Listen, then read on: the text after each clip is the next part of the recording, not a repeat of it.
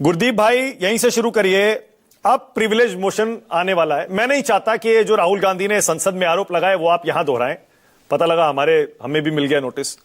पर मैं ये चाह रहा हूं अब क्या करेंगे राहुल गांधी ये बताएं, क्योंकि जो आरोप लगाए वो साबित करने पड़ेंगे। गुरदीप भाई, मानक भाई, आप भारतीय जनता पार्टी की हेडलाइन मैनेजमेंट में फिर से फंस गए। मैं आपको थोड़ा सा याद दिला दूं, और शायद आपने तब भी प्रोग्राम किए होंगे, कि ये प्रिविलेज मोशन की बात बीजेपी ने जुलाई 2018 में राहुल जी के खिलाफ की, दिसंबर 2018 में की, अगस्त 2021 में की, फरवरी 2022 में की, फरवरी 2023 में की, दिसंबर 2024 में की, और अब फिर कर रहे हैं। ये हेडलाइन मैनेजमेंट का तरीका है, क्योंकि उनको मुद्दे से बात को भटकाना है। क्यों भटकाना है? क्योंकि वो झूठ बोलते हैं और झूठ को छुपाना है। आपको याद है बीजेपी का जो पूरा का पूरा मैनेजमेंट है, उसमें वो कैसे बातों को छुपाते हैं। पिछले साल राज्यसभा के अंदर 50,000 रुपए मिले और बड़ा हंगामा हुआ। आज तक आपको उसको कुछ पता चला? उसके बाद उस दिन प्रधानमंत्री के बारे में स्पीकर ने बोल दिया कि भैया उनकी जान को खतरा है। उसके बाद कोई जांच, कोई गिरफ्तारी, किसी का कुछ पता लगा? आपको कुछ नहीं पता चला। ये जो पार्टी करती है, ये केवल झूठ का एक पहाड़ खड़ा करती है, जिसके पीछे बचने की कोशिश करती है। आज एक और कर रहे हैं। मुद्दे तो वो हैं जो राहुल गांधी ने उठाए हैं, और मैं आरोप की बात नहीं कर रहा हूं। आज राहुल गांधी ने स्पीच के अंदर अपने देश के आगे ये बताया कि भारत की ट्रेड डील में क्या गड़बड़ है। आपने इतने दिन से कई सारे प्रोग्राम किए मानक भाई, रोज आप सारे अखबार भी सुबह उठ के पढ़ते हैं। क्या किसी भी अखबार में, किसी भी टीवी प्रोग्राम में, या आपके चैनल पे किसी ने यह बात को सामने रखा था कि भारत अपनी डिजिटल अर्थव्यवस्था को अब गुलाम कर रहा है अमेरिका के? आप अपनी पूरी डिजिटल पूंजी वहां सौंपने की बात कर रहे हैं। क्या किसी ने एनर्जी सिक्योरिटी की बात की थी? यही फर्क है, क्योंकि ये बात राहुल गांधी देश के सामने रखना अच्छा गुरदीप भाई, एक चीज और बताइए।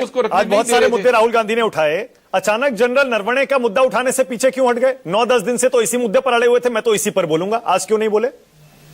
बिल्कुल, हाँ बिल्कुल।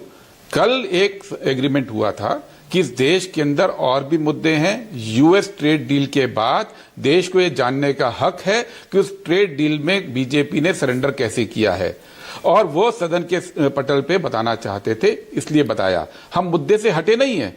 अलग अलग दिन के लिए अलग अलग मुद्दे पे देश से बात करनी होती है।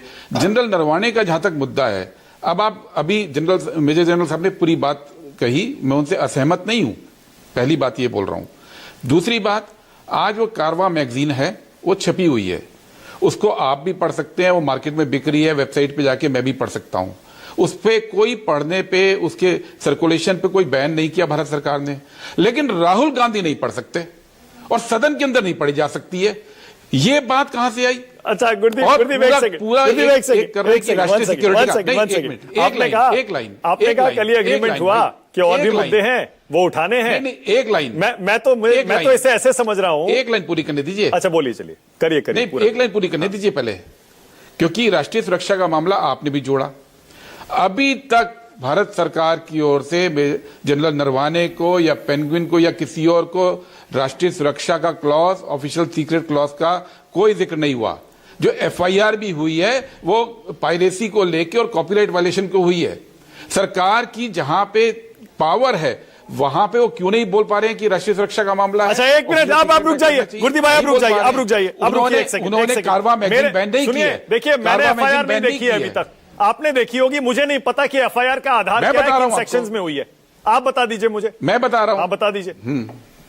मैं बता रहा हूं, वो पायरेसी को लेके, पीडीएफ के अनऑथराइज सर्कुलेशन को लेके, और कॉपीराइट वायलेशन को लेके है। राष्ट्रीय सुरक्षा को लेके और ऑफिशियल सीक्रेट एक्ट के वायलेशन ठीक है, चलिए मैंने मान लिया। अगर आपको इतना बड़ा मुद्दा था, मैं ये कह रहा हूं, इतना बड़ा मुद्दा था, तो एक सेकंड रुक जाइए, अब एक सेकंड। मैं ये कह रहा हूं, आपने कहा ना कल एग्रीमेंट हो गया जिसमें ये हुआ कि और भी बहुत सारे मुद्दे उठाने, इसीलिए राहुल जी ने आज जनरल नरवणे की किताब का मुद्दा नहीं उठाया, बाकी मुद्दों पर बोले।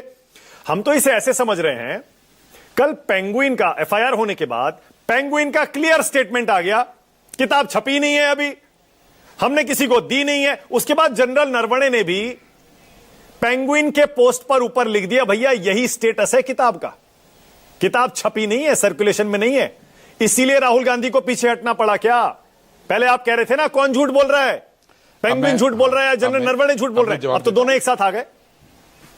नहीं, आपको मैं बताऊं मानक जी, आप भी बहुत सालों से पार्लियामेंट कवर कर रहे हैं। पार्लियामेंट में और मीडिया में एक समानता होती है कि कोई सूचना अगर आपको मिलती है या किसी सांसद को मिलती है तो उसका सोर्स बताने की जिम्मेदारी नहीं होती। कोई लॉ आपको फोर्स नहीं कर सकता, कोई लॉ सांसद को फोर्स नहीं कर सकता। ये पूरी इम्यूनिटी खास तौर पर संसद के अंदर हर एक एमपी को रहती है कि अपनी समझ के अनुसार जो उसको जानकारी मिली है, वो कहीं से भी मिली हो, उसको पार्लियामेंट में उठा सकते हैं। ये तो नया मोदी जी के राज में भी शुरू हुआ कि स्पीकर कहते हैं कि जो किताब में लिखा है वो आप पढ़ नहीं सकते, और सरकार कहती है जो किताब छपी रही वो आप इस्तेमाल नहीं कर सकते। मतलब कि आप ना तो लिखा हुआ पढ़ सकते हैं, ना आप मेरा जवाब नहीं दे रहे। मेरा सवाल दूसरा है। संसद के अंदर आप कह रहे थे दोनों में से कोई एक झूठ बोल रहा है, संसद अब के दोनों अंदर एक साथ आ गए। सुन लीजिए, दोनों एक साथ आ गए। आप सुन लीजिए मेरी बात। हाँ। मेरी बात सुन लीजिए। संसद के अंदर कोई भी एमपी अपनी जानकारी के हिसाब से बात रख सकता है, ना तो उस पर कोई लीगल एक्शन हो सकता है, ना कोई ट्रायल हो सकता है। इसलिए आपका ये सवाल ही बेईमानी है कि राहुल गांधी जी डर गए, पीछे पैर खींच लिए। अच्छा, सवाल बड़ा सिंपल सा है। अच्छा, कि जो बात पूरे देश के अंदर आज भी, एक मिनट, पूरे, आपको हंसने की बात नहीं है, सीरियस बात पे आपको आना पड़ेगा कि जो चीज आज कारवां मैगजीन की वेबसाइट पे जाकर एक आपको नहीं जो कारवा वेबसाइट की मैगजीन पे जाकर अभी भी आप पढ़ सकते हैं। ठीक है, ओके, अभी पढ़ सकते हैं ना। ओके, गुरदीप सप्पल रुक जाइए। के शर्मा आपकी बारी है। संसद में नहीं बोल सकते। के शर्मा, पहले जरा ये बताइए